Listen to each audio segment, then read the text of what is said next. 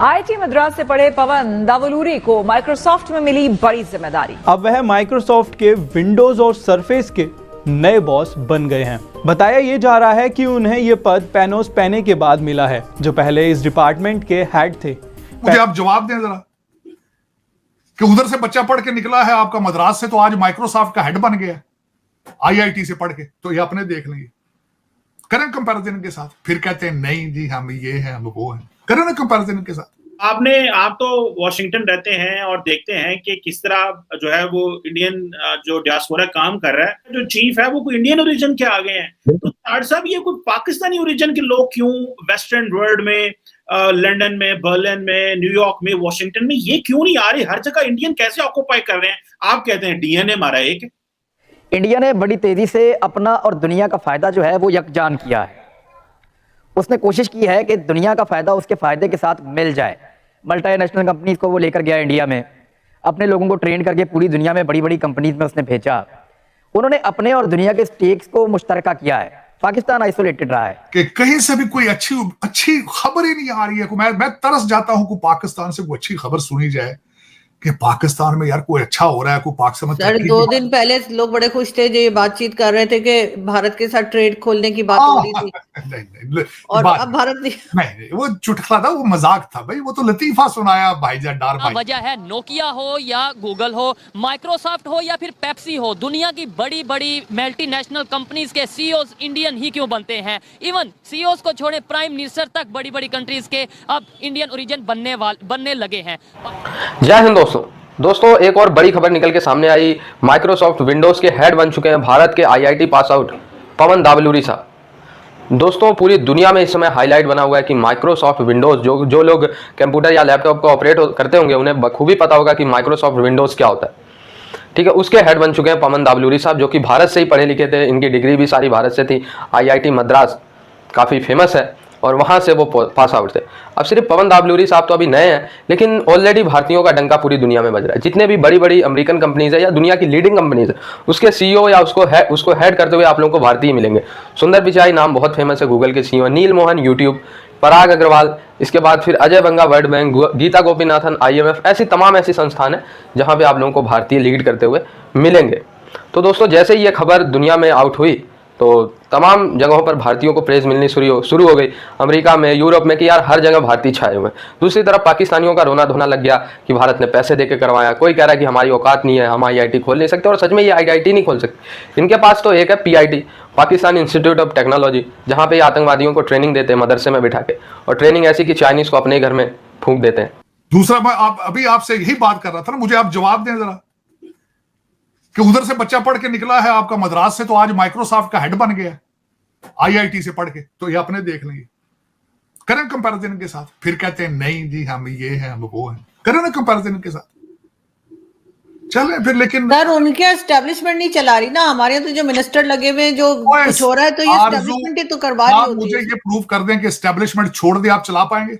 यकीनन जिस तरह से भारत आगे गया है हर चीज में, खास तौर पे पाकिस्तानी तो इकोनॉमी बहुत देखते हैं उनकी, तो वो देखकर और हर जगह उनके सीईओ जो लगे हुए पूरी दुनिया में, वो देख के यकीनन पाकिस्तान को कुछ ना कुछ सीखने की जरूरत है। देखिए हमने उसके अंदर देखें, एक तो आज भी जब मैं बात कर रहा था कि हमारे जो माइक्रोसॉफ्ट के नए जो पवन बने हैं वो भी इंडियन इंस्टीट्यूट ऑफ टेक्नोलॉजी से पढ़े हैं।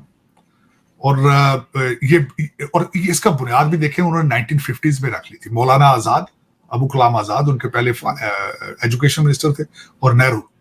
अब ये एक दिन में तो नहीं हुआ, लेकिन इस वक्त जो 91 के बाद जो सारा सिलसिला हुआ है, उसके साथ साथ आप ये नोट करें कि उनकी नेशनलिज्म ग्रो करता गया है। उनकी डाइवर्सिटी, नेशनलिज्म और एजुकेशन, ये तीन सीक्रेट है उनके पास, 3 सीक्रेट।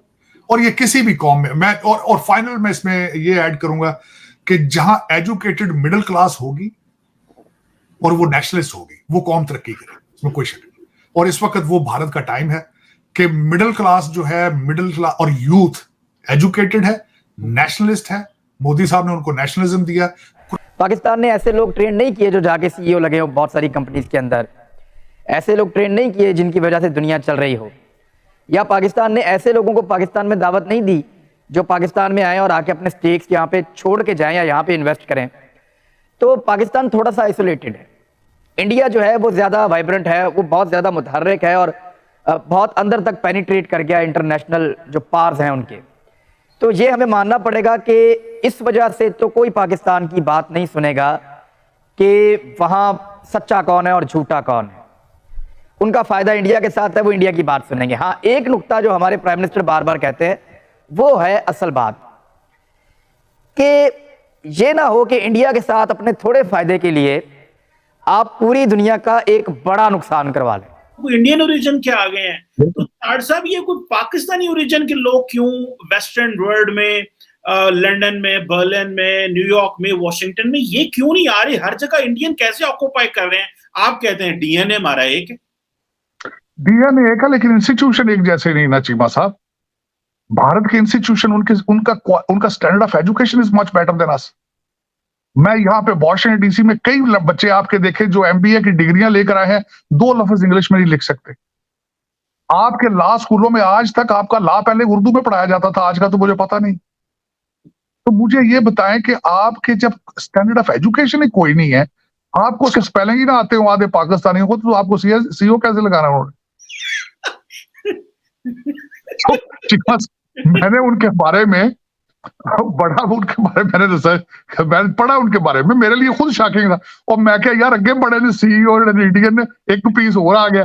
लेकिन उसमें बात ये है सर, उनका वो लंदन में बड़ी अच्छी कंपनी को चला रहे थे वो, लेकिन दूसरा अमेरिका के अंदर फैशन भी है, और दूसरा इनका quality of education is much better. तालीम पर तवज्जो है उनकी, हमारी तवज्जो पैसे पे होती, फोकस अलग अलग है।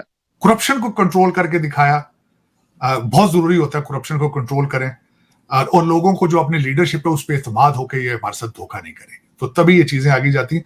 That is what it is. लेकिन मैं खुश हूं इस चीज पे, बहुत खुश हूं इस चीज पे, क्योंकि मैंने होली वाले दिन भी स्पीच दी थी, और उसमें स्पीच में मैंने शुरू किया था कि I am a son of the east my self.